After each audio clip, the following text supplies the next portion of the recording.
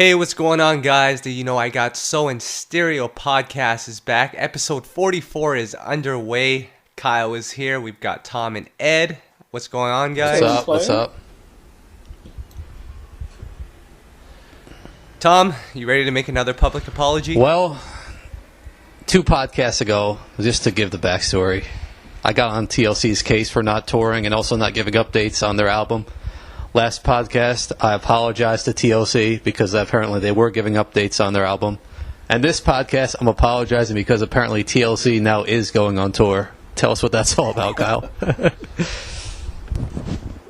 Wow. So, I'm not sure if you guys have noticed, but there's been a I Love 90s tour that's been going around North America for the past year. It's been kind of a revolving lineup from Salt and Peppa to Ed's Boy Vanilla Ice to MC Hammer, just all of your favorite 90s artists. Well, this reincarnation of the 90s tour consists of TLC as the headline act, Naughty by Nature as the special guest, shoutouts to KG, and we've also got Montell Jordan, who, was it Barry or Zeppelin who claimed that he was an R&B legend? It sounds like something Barry would say. Shout out my man Barry. I will say Montell is very underrated as far as his contributions, but legend, we push it. Yep, so Montell Jordan will be touring again as well. I think Biz Markie is also a part of this tour. But I think, from what I'm reading, there's also going to be other acts involved with this tour, just on selective dates from people like Blackstreet. I think O-Town is another one. So they're really trying to fit every person from the 90s into this tour, which is kind of ridiculous. But hey, it got TLC a tour, so that Let me ask you about this tour, guys. Do you think it's a joke? I mean, just the way they're parading these artists around, almost like it's... What was that term we used last time? The washed up reunion or whatever? That wasn't our term. That was not our term. A fan used that terminology. Wasn't our term. But I'm saying it's almost like, why can't these artists tour on their own and like get their own? It's like they're doing 2 hits and then they're off the stage. Like, what is this? Well, I think they would if they could. I mean, nostalgia is really running rampant in our culture right now, especially for 90s. We saw that with a New Edition film. I mean, nostalgia is a big thing. So these artists, technically and clearly, as we know from TLC, begging y'all for money. Like, they can't finance this stuff on their own. So if there's this one big entity that's like, hey, let's get everybody together. You get up there, you do 1 or 2 songs. Everybody gets happy, send the folks home happy. I don't really see a problem with it, and I understand why a 90s artist would want to hop on board with it. As long as it's something quick thing to do for the fans, why not? I don't really see I'll tell you my problem with it, though. Go ahead, Kyle. No. Go ahead, Tom. Yeah. No, go ahead. My problem with it is that I love the 90s. It's almost like these artists never evolved past the 90s and they're not still, doing... It's almost like you're boxing them into that era of, like, they never evolved beyond that. And most of these artists are still making music, and it's almost like people just want to hear the hits. So to me, it's like kind of holding them back a bit by associating themselves with that type of thing, but that's just my perspective of it. Yeah, and I see the point there, and that's a valid point. But again, I think that when you have it boxed into the 90s thing and we kind of mark it as like relive your childhood type deal, it not only do you see that, oh, these artists are still alive and not in the grave or whatever people assume that retired artists do, I would also hope once they do their 90s tour that they say, hey, y'all, I'm out, pick up my new project, blah, blah, blah, follow me on Instagram, whatever, so they can still promote what they're doing, and they're not just singing, this is how we do it, and then hide in a cave for another 20 years. No, that sounds like exactly what they're doing. But I'm with you, Ed. I don't have a problem with them going on this type of tour. They're all from the same generation. The fans that are going are going to be from that generation as well, so it is a fun, nostalgic time, and plus, it's not like any of these artists are really targeting the youth at this point in their career, so I say just let them go get their money and just have some fun while doing it. Are they playing reruns of Rugrats during the intermissions? Oh man, I wish. I wouldn't be mad. Man, so we didn't really have a lot going on in R&B this week, but got a couple of albums coming out. I want to announce something, and Ed, don't get too excited. I know last year you were excited about the Patty Pies. Well, this year, or this upcoming year, she's going to be releasing a new album. So not only will you have your Patty Pies at Walmart, she'll also be putting out some new music as well. Yes, Aunt Patty is back. Party like it's 1989, player. Ed, I mean, I personally, I don't eat pie. For those who know my eating habits, it's a little bit too much sugar. But have you tried the pies? Are they actually any good?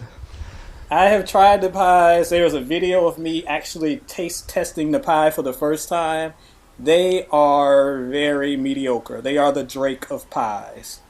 Oh, wow. Oh, man. That's two dishes at once.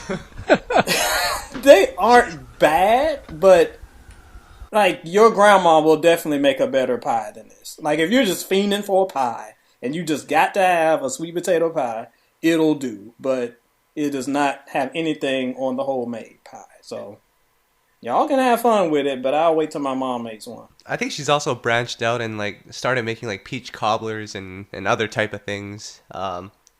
Aside from the pies. So, Ed, you got to go back to Walmart. Yeah, I have not had the Patty cobblers.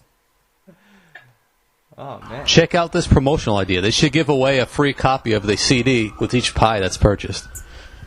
My God. I'm serious, man. Come on. on. I feel you, but I would give me the CD and y'all can keep the pie. Oh, my God. Yeah, that's messed up, man. Give the pie to a homeless person.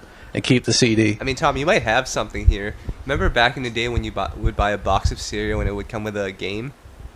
Like, in a CD? I'm serious, man. Imagine this, though. This would have her, like, sales at, like, 50,000 first week, just like Charlie Wilson did when he gave out a copy with each tour ticket purchase. I like the idea. I mean, it's been done before. I remember when Biggie and Craig Mack did the Big Mac thing, where they were selling the Big Macs and the CDs and stuff. So it's been done before, but again, I'd rather have a Big Mac than a Patty Pie. Sorry, Patty, I love you, but your pie's just hot. Damn. A couple of other albums. Crowd here. Other couple albums coming out this upcoming week, this Friday. Of course, we have VA's very own Trey Songz. You know, we mentioned last week, he hasn't really promoted it. Tom, I think you reached out to Atlantic Records for us to do an interview with him, and what did they say? Well, they just said they took the response to me was he wasn't doing a lot of promo. I mean, I don't know what that means. I think it means the album is garbage. I don't think so, man, because artists do a ton of interviews even when the album is garbage, trust me. Not mentioning any names. Yep. I can, but I won't. Yep. You know what? I did read... but I'm just saying, like, honestly, think about it. Like, if you have a project that's coming out and you are specifically and intentionally not promoting it, that is a red flag. Didn't Usher do that? Yep. There was this album, I don't know if you heard of it. It's called Hard to Love. And if you go to YouKnowIGotSoul.com under the review section, you can see what I thought of that album, and you will see that my point stands. Jeez. You know what's interesting, though? It didn't seem like Usher liked that album. No. You know what's interesting, though? I was doing my Googling, and I came across a Billboard article that Trey Songz... You know, it was an interview that he did with Billboard back in 2009 when he was gearing up for the release of his Ready album, you know, and he said, "My first album was very adult-like, but in a different, more soulful, sample-driven kind of way, and my second one was more contemporary and trendy. On this one, Ready, we're breaking down every song, every hook, every chorus, and we're making sure every song is the best song." And pretty much he said, this album is going to be the direction that I'm going to be going for the rest of my career. And to his credit, he's actually stuck with that, and every album sounds like Ready. I agree. The problem is, though, every album sounds like an inferior version of Ready. Like, I really, really like Ready. That's the album that I started to buy into the hype a little bit. But it goes back to what I've always preached. And artists can't just keep reinventing the wheel. You can't keep remaking the same album because it's never gonna beat the original material. So that's why he needs to try something different instead of making Ready Part 8 because it's not gonna be better than Ready. It's tough though for Trey Songz. I mean, he's over 30 now. Where does he go? Does he continue trying to make the younger music? Does he go to Urban AC, the dreaded Urban AC, and try to make headway there? It's going to be tough for him. I mean, he's probably going through the same thing that others around of your generation, Kyle, are going through, trying to figure out where they belong. And unfortunately, when you're faced with that type of situation, you don't really have the creative control you want. So it's going to be tough. Yep.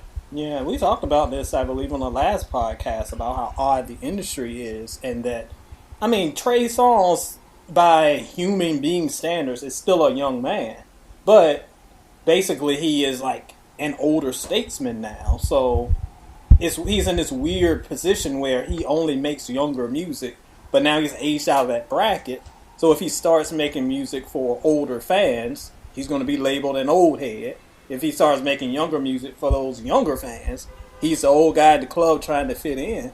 It's very tough, and he is just right in that unfortunate era where he's going to make some tough decisions to go forward. Yep. Wait, Kyle, didn't you make this point to me once about Trey Songz? Like, imagine him in another, say, 20, 30 years trying to perform some of these songs. It's just not going to sound right. Yeah, it's not. He's going to sound like R. Kelly out there. I mean, obviously he idolizes R. Kelly, but imagine him at 50 years old singing Neighbors Know My Name. I don't know. I mean, not even that one. I'm talking about, what's that called? I'm talking about LOL Smiley Face. That's what I'm talking about. The Go Girl, It's Your Birthday? What's that? Yes. Come on. Is he going to be singing that song at 60 years old? Like, come on. What's going to happen? I think he will. Considering everyone thinks it's cool to be turning up at 40 nowadays, I think Trey still has some mileage left. That's true. That's true. That's another topic for another time, though. Yep. We got another album that's coming out, part of the same camp. So we have Trey Songz, and then we have Kevin Ross. I actually just finished up my review on Kevin Ross. This is an album that I don't know how many people even know is coming out. It's kind of crazy. You know, he has the #1 song on Urban AC, but I don't know if anyone actually knows Kevin Ross or follows his music like that.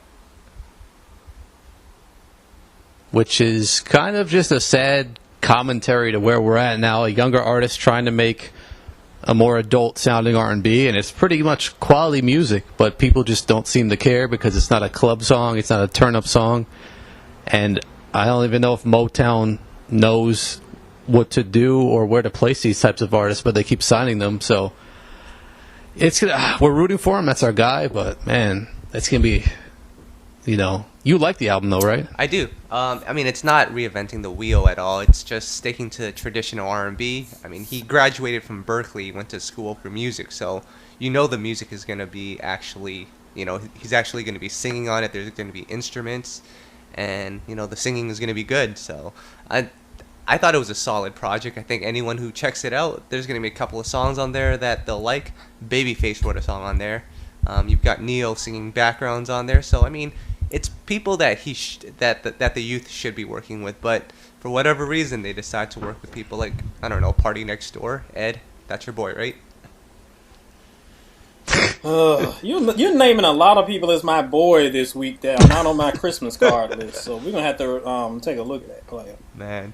But you do make a good point, and I'm actually looking forward to hearing his album. I haven't heard it yet. I know it's officially drops this week, so I think he's one of those younger artists that are kind of grasping the older sound. I mean, I hate to call it older sound because there's that stigma that old is stodgy, and it's not. It's a classic sound for a reason.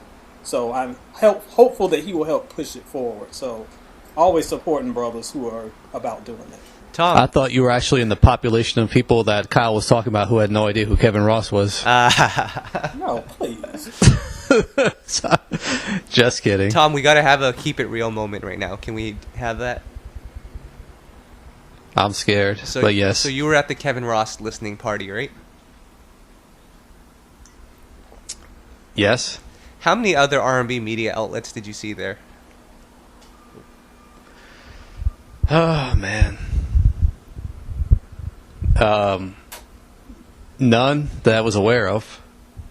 which is kind of sad. This guy has the number one song on Urban AC, and no R&B outlets that we know of went to support him. Isn't that messed up? And just to give some background, I came up going to all these events, and I know all the R&B outlets, so I know who they are. And yeah, you just don't get the support anymore at these events.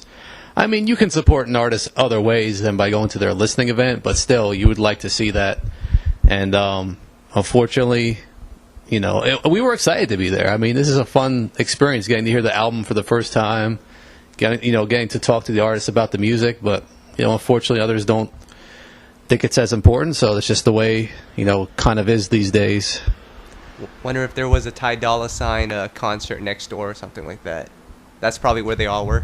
It's possible. Jeez. Ugh. I want to talk about a couple of new songs that have come out recently. We got to talk about... I mean, this is just beating a dead horse, but Tinashe put out a new song called Flame, which sounds like a Katy Perry song, so... Urban Tinashe is gone again, and now we're back with Pop Tinashe. Why? You know why. You know why. But the label's just trying to figure something out. I mean, Right, that's all it is. Damn. Forgot another song that came out recently, Tom. It's Musiq Soulchild with Bria Marie. It was Musiq Soulchild's, Yeah. He reunited with Carvin and Ivan, his longtime producers, for this new song.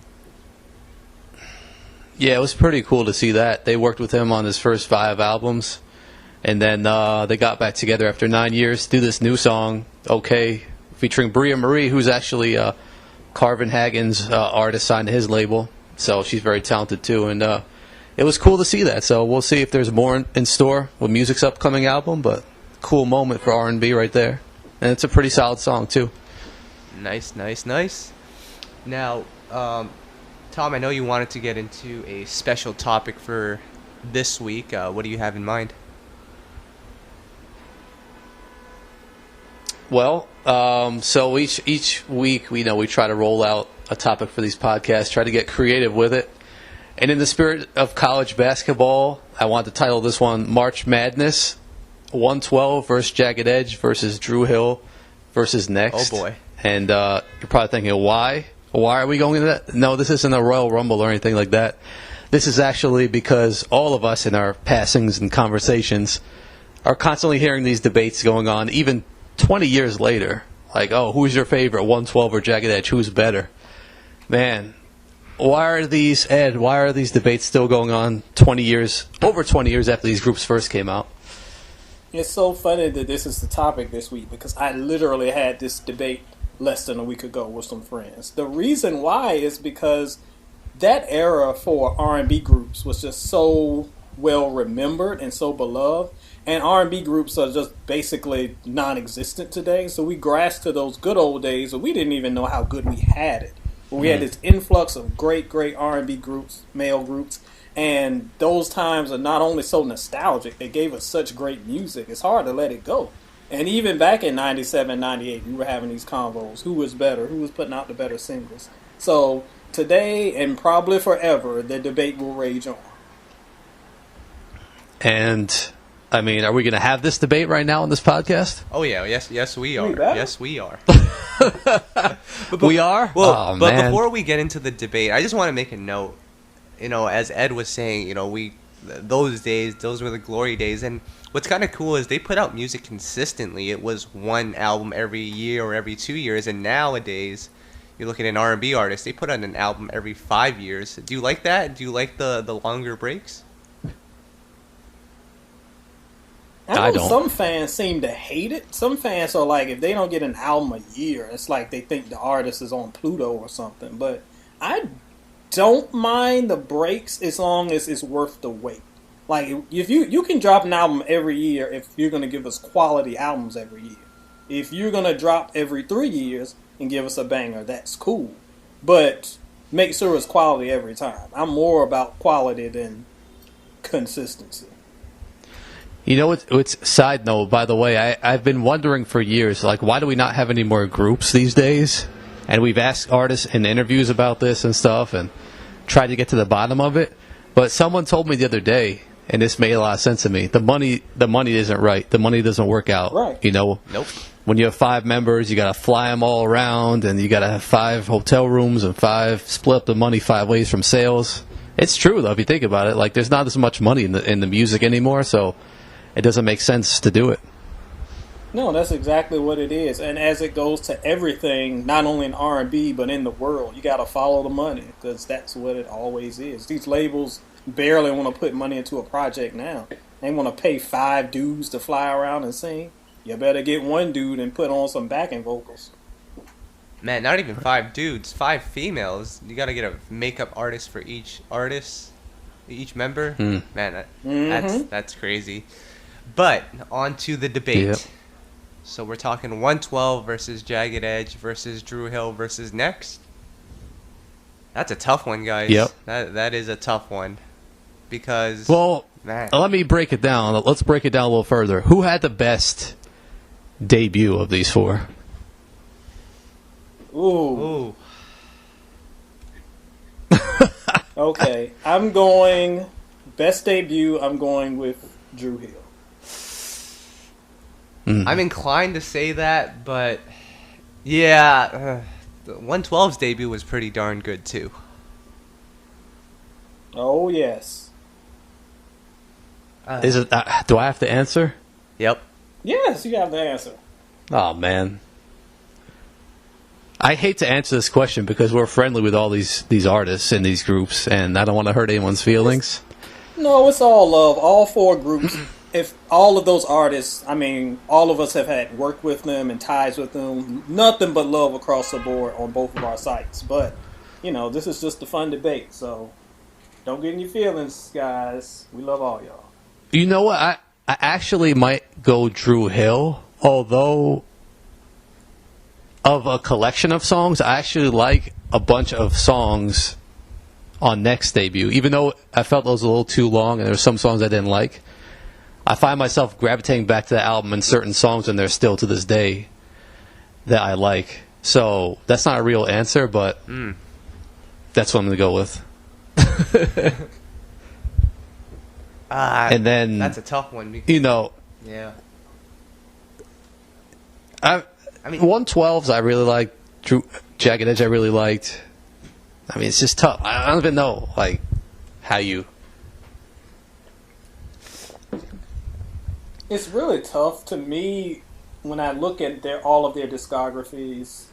I think, and we'll probably get to this later on, but I think the best album out of all 4 of their catalogs, if Dru Hill's debut isn't the best, it's like number 2.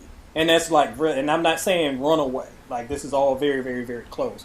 Because between them and that 112 debut is close. But I would say between the 4, the best albums are Room 112 and the Dru Hill album.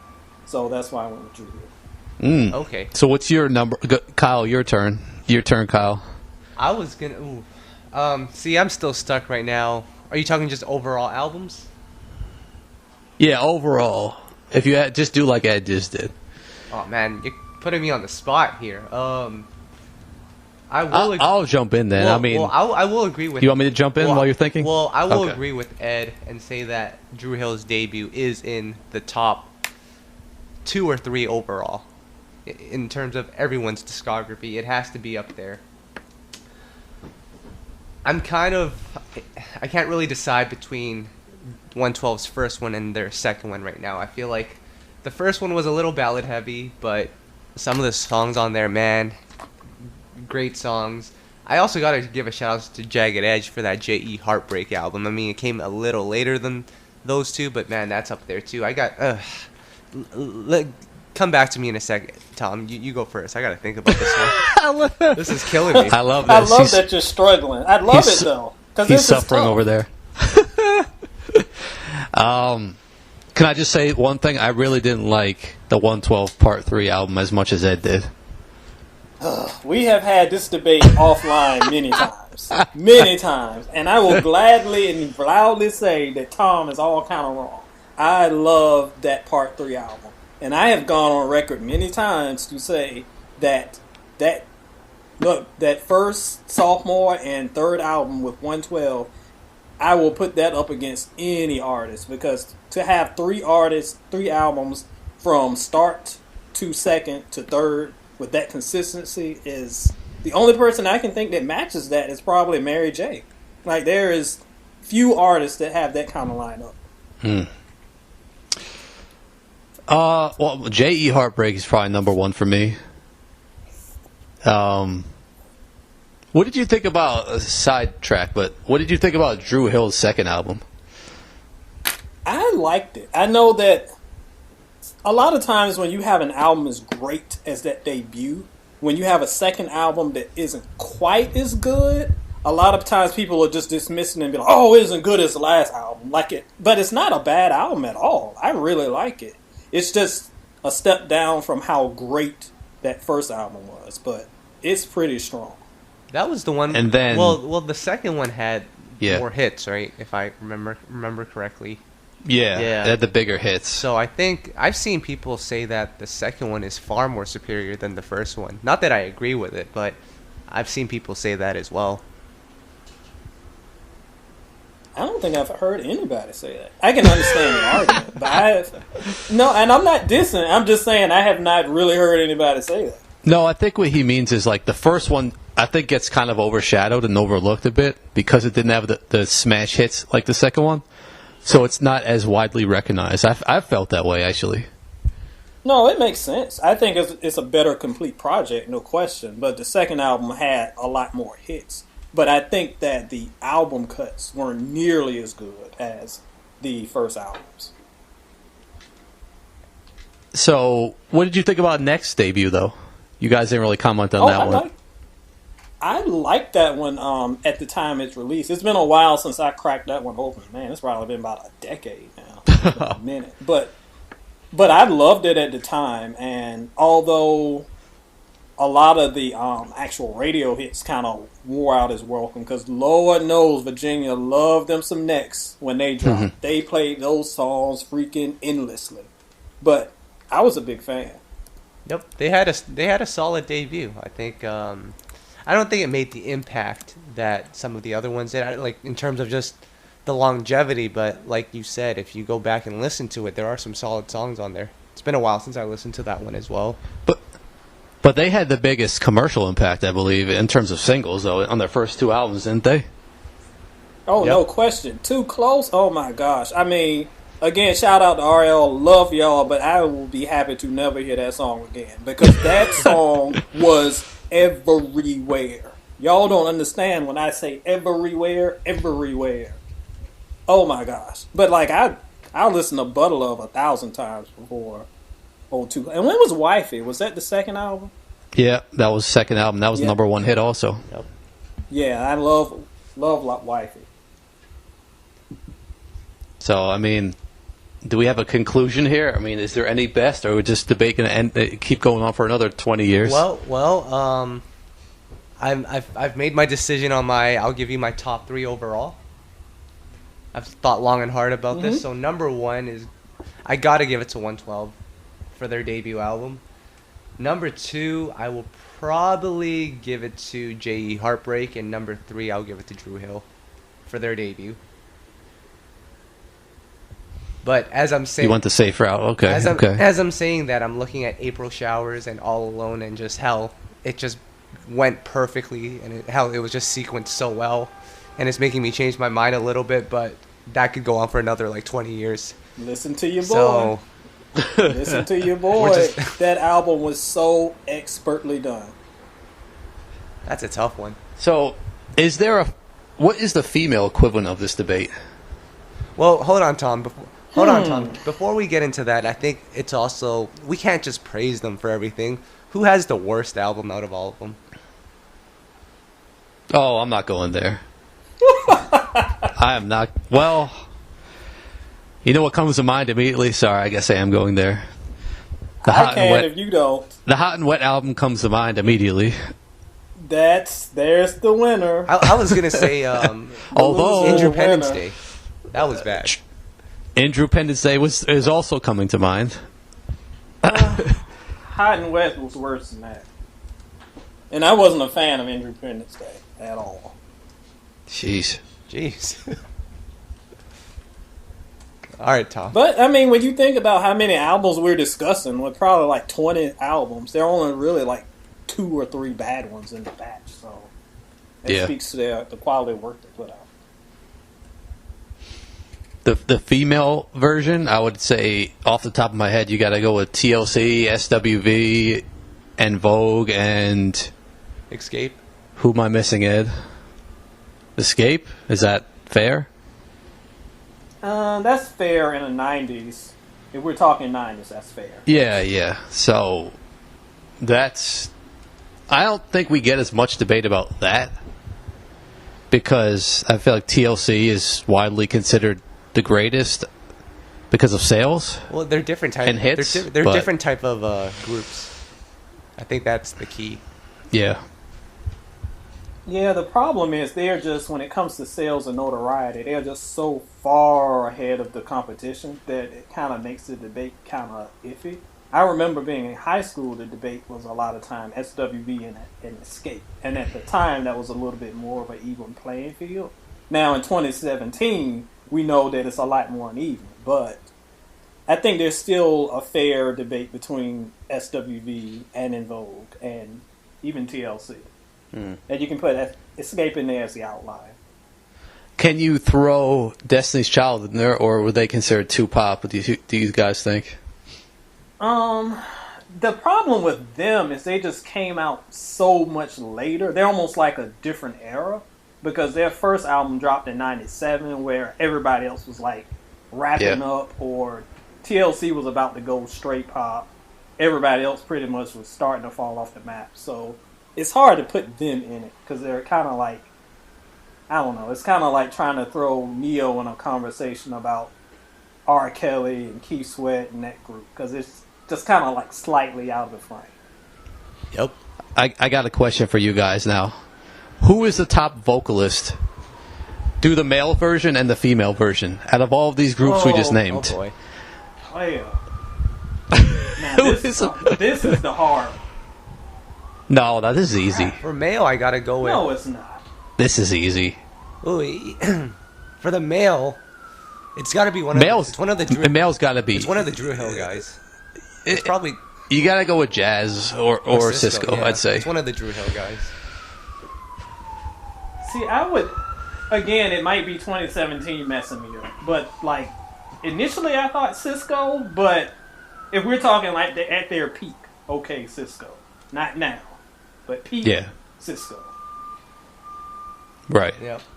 And then the female version for me what immediately comes to mind. I didn't really think it over, but Coco comes to mind and Latasha Scott comes to mind. Latasha would be mine. Okay. Easy. And I love Coco, but yeah, I think Coco she's the voice that people recognize. Like when you think of 90s R&B groups for females, Coco is the one that comes to mind. I don't know if she's the best singer out of that batch, but she is the most recognizable one. Right. And now the worst vocalist. No, I'm just kidding. Let's not go there. As a matter of fact, I ain't even messing with that one player. We're not going there. Well, let's not. Can I just say one thing? I don't think I've ever heard Kyle from Jagged Edge sing before. Do we? Does he sing lead in any songs? Like I know you hear Wingo from time to time, but I don't think I've ever heard Kyle. Yeah. I'm like struggling to remember Kyle. Like I don't really remember what he sounds like.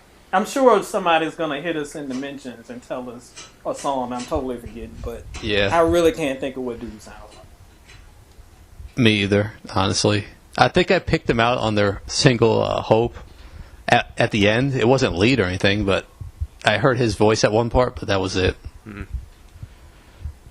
So, no idea. I'm trying to think. Well, I don't want to get too deep into this, but I mean, everyone from 112 can sing. Nokio's not really a singer though, so I don't think we can really. He's more of a behind-the-scenes type of guy. He rapped though, from time to time. Yeah. He produced and rapped. Yeah. So, do we know if Mr. Dalvin sings? It's been 30 years before we're trying to figure out what Dalvin does. But don't get me in trouble. Hype man. Tom, we're talking about all these different R&B groups from the 90s. All of these are the known artists. You know, last week we were talking about some of the people that have gone missing, like Jesse Powell. Who's this week's milk carton? All right, we're up to the milk carton edition. Can I have a drum roll, please? Gina Thompson. Wow. Remember her? Oh, how could I forget my girl Gina? And I've looked for her on Twitter and other places, and I couldn't find her. Maybe you guys know, but that's someone who's totally disappeared, in my opinion. She has totally disappeared. You have to check out Soul and Stereo's Whatever Happened To section for my column on Gina, because that one was one of the more infamous ones. She is another that just kind of fell right off the radar. And I don't even... Yeah, what was the last time we heard from her? She had... Of course, she had her big single. Then she had her second album that was Shell. She had a song out with that, but the album never dropped. And then I want to say she tried one more project, and then I don't remember what happened with that. So according she just had to a string of bad luck. According to Wikipedia, she did have an album in 2009, although I completely independent and digitally only. I never heard of it. And that pretty much was it. I'm sure I listened to it when I did that Whatever Happened To column, but I can't remember a thing about it. And that's the and she was signed to Missy's label, Goldmine. She was. So another well, Missy had a few artists actually on her label who had a little friction there, it seemed like. Outside of Nicole Ray, nobody really did anything. My boy Torrey Carter, I think he was signed to her, and he had one single and didn't do much. So I love Missy, but geez, you get signed to her, and it's like signing to Dr. Dre. Same with Timbaland. Well, Tweet came out. Tweet did come out. Yep. We were talking about Timbaland recently, Kyle. Who are you telling me about? Guys, remember the artist Tink? Ed, you love Tink, don't you? Why did you say it like she hasn't had an album since 1974? Well, I just say that because there was so much buzz around Tink. We love Tink. She put out that Aaliyah cover. It wasn't even a cover. It just flipped the sample of 1 in a Million, and Timbaland was going everywhere saying that Tink was the next big thing, and that was about 2 to 3 years ago, and now it's like, where is Tink? And I went on the Epic website the other day, and Mosley Music isn't even distributed by Epic anymore, so I don't know where Tink is. I mean, I know Tink is out there putting out mixtapes and stuff, but we thought it would be a lot bigger than this. It's weird because I remember she did kind of it might have been, I don't know if it was Breakfast Club or Funk Flex, but she did like this freestyle over that Rick Ross song, and the internet went nuts, and I just was like, okay, this is it. Like, she's gonna drop because there's so much buzz. And she dropped a mixtape, and then that was it. So I'm not sure what's going on. Also, poor V. Bozeman, if that's the case, then, because she was also under that same imprint. But I almost wonder if it's the same situation of what happened with Pharrell, with all the artists he tried to sign over the years, and to Star Trek. He just didn't have the time and effort to put into those projects, and they ended up falling by the wayside. Timbaland's all over the place. Timbaland at the time was really big into the Empire thing. I think he's backed off from the producing of this most recent season, but he was pretty busy with that. He had his book coming out, so maybe she just got lost in the shuffle. I think the only artist... Tink, if you're listening, hit us up, because we want to know. The only artist that Timbaland has really launched is Keri Hilson. That's successfully come out. I could be wrong, but that's the only one that comes to mind right now. It's funny you mentioned her. If you count the, I don't know if you count the Beat Club guys, yep, like the Bubble Sparks and the P.D. Pablos, but as far as R&B, she might be the only one. It's funny you mentioned Keri Hilson because we tweeted out that we wanted a new album from her, and there was one fan that was so adamant that she should just stick to writing and not even bother putting on an album. I was like, wow, what is wrong here? Well, poor Keri, unfortunately, has been a victim of the Beehive, so you get a lot of Keri shade that's a little unnecessary in my book. She's fine. She's still nursing those bee sting wounds, I guess. Boy, they never heal, player. They never heal. No, they don't. Oh man, before I forget, guys, Tamar Braxton, who is a popular artist on soulandstereo.com, she's actually in the studio right now with Rodney Jerkins. They're working on a new album for Tamar, and she's going to be touring soon as well. So, for all the Tamar fans out there, you know something's coming. I love how every artist you mention on this podcast is all of a sudden Ed's favorite artist. It's pretty funny, actually. It's pretty sad that I have a connection to all of these artists. But I'm chilling. It's the Lord's Day. I'm behaving. Nice. Ed, have you ever been a victim of the Beehive with due to your reviews and keeping it real with the reviews? Not the Beehive, because for the most part, maybe it helps that I'm married to like one of the chief drones in the Beehive. But the Beehive usually has left me alone. Now the Tay Martians and the, what do you call the Mary J. Bliges? The Blige bunch, whatever. She has stands? Wow. Oh yes, she does. And how old are her among the stands? dumbest. They must be in their 50s, man. No, they are. They if they're in their 50s, they have the grammar of a 3-year-old. I got them. That's too funny. The Nikki, what is the Nikki? They're the Barbies. Well, I got a Rose Gallery of enemies out here on Twitter, player. Jeez. The Aaliyah stands still go hard. They do, but I usually talk pretty nice about Aaliyah, so we cool. I'm on good terms with them.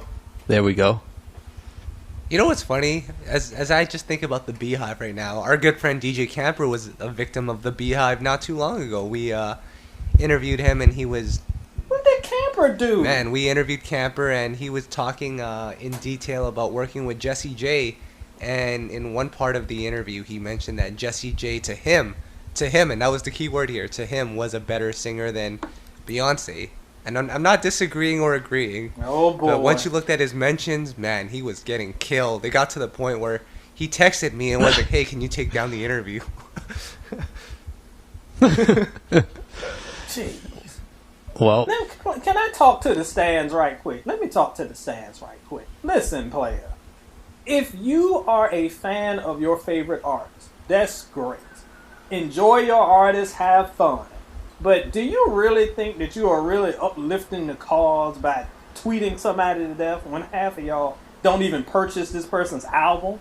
Man, get out of here. All you're doing is listening to YouTube clips and sitting up on Twitter tweeting people all day. Stop. If you want to support your artist, buy their material, and okay, if somebody's slandering them, you can say something then. But because someone says I prefer one artist over another, that justifies 87 tweets and dragging, because y'all love to drag people. Please chill. Your artist is not even on Twitter for real. Ed, That's trying your to marketing team. you're trying to reason with stands. We've gone to an all-time low. I know I'm wasting my breath, homie. I'm wasting my breath. But I'm just trying to keep them out of my mentions. I'm just inviting them into my mentions now after that little tirade. And I think you will again next week when you put out the review of that new Drake album, right? Oh. Oh. You can at me at E.T. Bowser, and you can feel free to go off. I will ignore all of them. Oh, man. Guys, let's go into the food discussion. What do we got? What do we got this time? What's on anyone's plate this weekend? That's a good question. I have no idea. Adam, brother is Damn.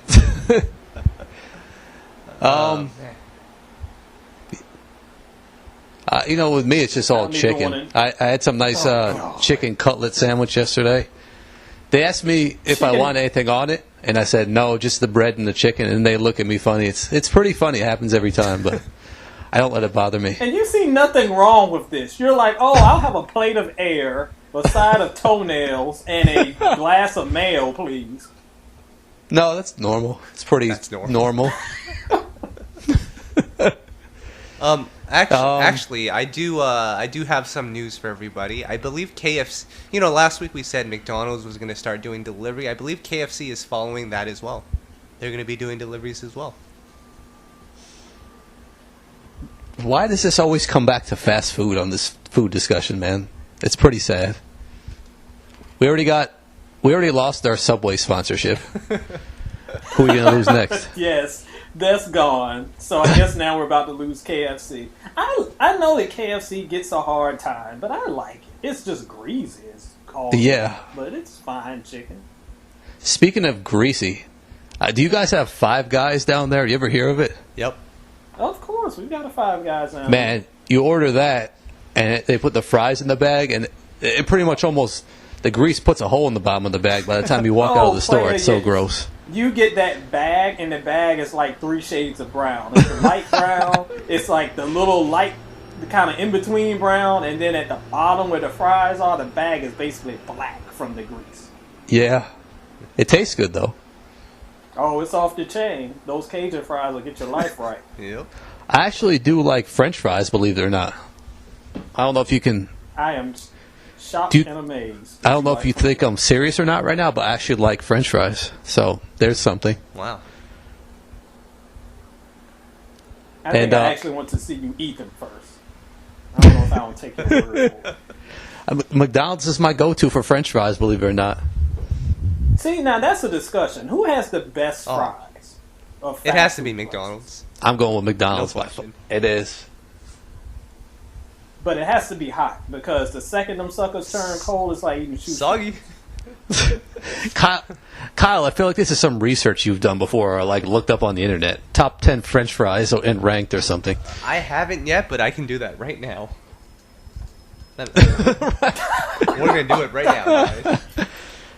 Okay. Wendy's, I don't even really mess with. Oh, for Wendy's are terrible. I don't care what people say. Wendy's fries are terrible. McDonald's is great, and Rally's are great. Let me ask you, Ed, have you ever done this? Dipped a Wendy's French fry into the Frosty? I have not. My wife loves it. Everybody on What? Earth I know loves it, but I have not done it. That's a real thing. I'm not I was a just big making. fan of their Frosties. All right, you guys need to calm down. I have the list. Okay. So this is it starts from 16. 16 is In-N-Out. I think that's more of a California thing. So I don't think any of us have had In-N-Out, right? Nope. I have not. Okay. Number 15. Did someone say Wendy's fries was trash? Oh man. So it's number 15 on the list. Jeez. Number 14 is some fast food chain called Sonic. You never heard of it? You don't know what Sonic No idea. is? Wow. My gosh. It's a drive-in place. You don't even go in the store. They're not even French fries though. They're tater tots. So. Oh. That shouldn't count. Yeah, that doesn't count. Number 13 is Carl's Jr. I think another California thing. No, it's kind of basically Hardee's. It's just a different name. Yeah. They don't have those up here. Number 12 is Popeyes. Popeyes, they have fries? They do, but I don't think they're worth this thing being of all time. That's Number 11, Tom, your favorite place, Burger King. 11, damn. I used to love Burger King, believe it or not. I like their burgers, as odd as it sounds. Their fries are not great. That's pretty high. Number 10, we have White Castle. Never had those. Me neither. I haven't either, and I ain't trying. Number 9, we have Culver's. I don't know what that is. Never heard of that. Yeah, I don't know what that is. Number 8 is Steak and Shake. No idea what that is either. No idea what that is. Yes, hold on. Steak and Shake is this weird little. They had them in Louisville when I lived there. So shout out to Smokey and Digital Black. They know about Steak. Man, and we're Shake. giving everyone free promo right It's now. fine. Yes, we are. All right, number 7. I had no idea they were still alive, but A&W. They're still around. And Wow. W still exists. I didn't know that. Still around, still making headways. I haven't had that since the second Destiny's Child album. Jeez. Number 7, we have the Whataburger. No idea what that is either. It's another burger chain, and people love it, but it's pretty overrated. And the service is god awful. My God. Number 5, we're taking it to New York. We have Shake Shack. Shake Shack. Ed, have you ever had that? I have not. I've heard of it, but I have not had it. They're expanding, so maybe they'll make it down there eventually. I don't remember the fries it enough to good? comment. It's like a huge thing up here. They started with one restaurant, and then it's expanded all over the place. And talk about greasy. That's definitely one of a greasy burger for you. Yep. Number 4, we have Chick-fil-A. Really? Okay, I forgot about Chick-fil-A, but they should be pretty high on my list. All right, we're down to the top 3 now. And because it's the top 3, I'll read the descriptions out so we can debate about this. So at number 3, we have Five Guys. Now, Five Guys cuts its fries fresh, fries the hell out of them in peanut oil, and dear Lord, look at that amazing greasy mess soaking through the paper bag. Just like you were Tom tried to tell like you. you were saying. Yep. Number 2, McDonald's. What? Nothing really. Before you say number This one, list is a lot. Can we guess who number 1 is? before he announces number one, hold on. Before you say number one, Ed, have you ever heard of a place called Roy Rogers? I've heard of it. I haven't had it. Okay, just curious if they were down there. Nope. I don't think so. But anywho, yeah, I mean, you got to give McDonald's credit. I think they've had the same recipe for like 1,000 years now. Yeah. Well, if it ain't broke, don't fix it. And Ask DJ Soulchild. He's still on that New Jack Swing. Oh man! oh man, Had to get one in. Shout out to my boy. I had to man, get one. I had And you to know get he listens too. You know he'll comment on this. probably be one. Oh, he gonna come for me, but I love probably it. be eating his French fries at the time and just throwing it out the window. So at number 1, we have Arby's curly fries. Arby's. Oh, okay. Now Arby's is top 5, but I would not put it at number 1. Arby's Wow. is pretty freaking good. Wow, I would not put them above McDonald's, but they are pretty good. They would be the J.E. Heartbreak of the fries. Wow. Top 3 or 4, but I wouldn't put it number 1. If that's the case, Arby's, if you're listening, we love you. We're open for business. If you want a sponsorship on here, send us some fries first. Kyle is moving down because it's his favorite fry and album. Tom, are we gonna get any of their roast beef sandwiches as well, or are we passing on that? I don't eat roast beef, so I'll pass on that. All right, well, Those things are so freaking thick. yeah. Oh man, we sound like a bunch of old heads talking about greasy food and how gross it is. Before we get out of here, Well, a bunch of old heads talking about R&B, so what's the I difference? want to talk about something. I forgot to mention this earlier, but I think it would be kind of fun. So, you know, prior to the call, we were talking about the Thong Song by Cisco. And it got me to thinking, I think we all have guilty pleasures from our generation. Songs that we like, that we know are trash, but we love them anyway, just because it was from our era. So, I want to ask you guys this. When did you guys know it was a rap? Like, you just didn't feel like you fit in with the demographic of what was hot anymore. Like, what was that song for you? What was that moment? That is a great question. I can definitely tell you the era. It was 2005 when Sierra started doing all the crunk stuff, and people were talking about how great she was, and I was like, are you hearing what I'm hearing? Jeez. And that was definitely where and I love Sierra as a person, but her music was just not fulfilling for me. And she has some good songs. I like the Evolution album, but that was definitely the time, that 04, 05 era, where I was like, I think I'm starting to age out of this thing. I don't have a specific answer, but I have a kind of answer. I think it was I used to love Nelly's debut album, and then years later I was like, how did I listen to this poppy, hip hoppy crap? I realized, I finally. Good question. It was like I had an epiphany, and woke up. So, no offense to Nelly, but I think around that time I finally grew up and was like, damn, this isn't good music. Damn. So I told y'all in 2000 it was whack, but yep, came around eventually. Well, for me personally, so just to put it out there, so when Drake and all of them came out the weekend, I purposely didn't listen to their music. I avoided it, maybe partially just because I didn't want to be listening to what was popular. Some of it just because I didn't get it. But even years prior to that, the one song that I always remember where I was like, and mind you, I was probably 17, 18 at the time when this song came out, but it was the Jamie Foxx and T-Pain song, Blame It on the Alcohol. I love my R&B. I love my urban music, but that song I could not stand for. I couldn't stand beside that song and claim it. I just couldn't.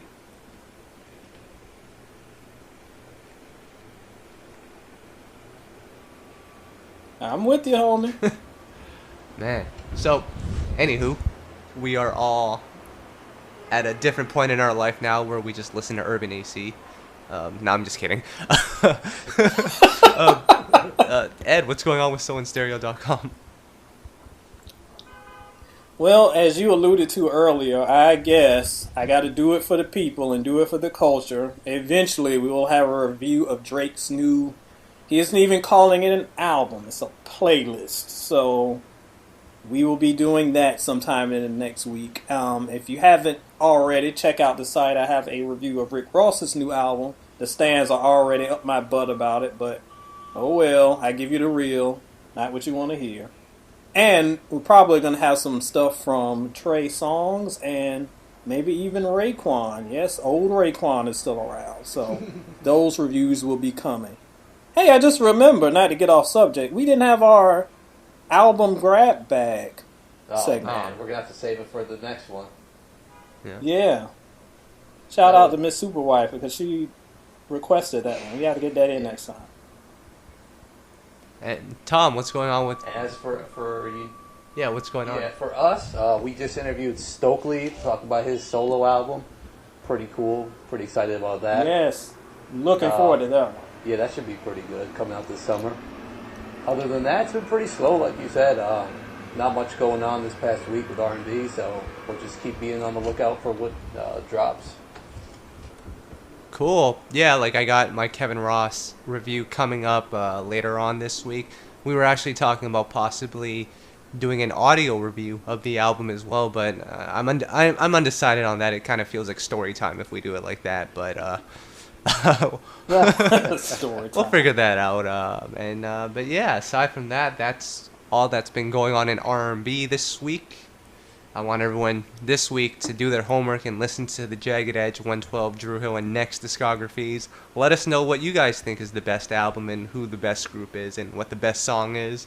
And send it to our Twitter, send it to our Facebook, and make sure you subscribe to us on all the channels available from iTunes, SoundCloud, Google Play, YouTube, whatever your favorite avenue for streaming is. And yeah, aside from that, this is Kyle. I've got Tom and Ed with me, and we're signing out. Peace.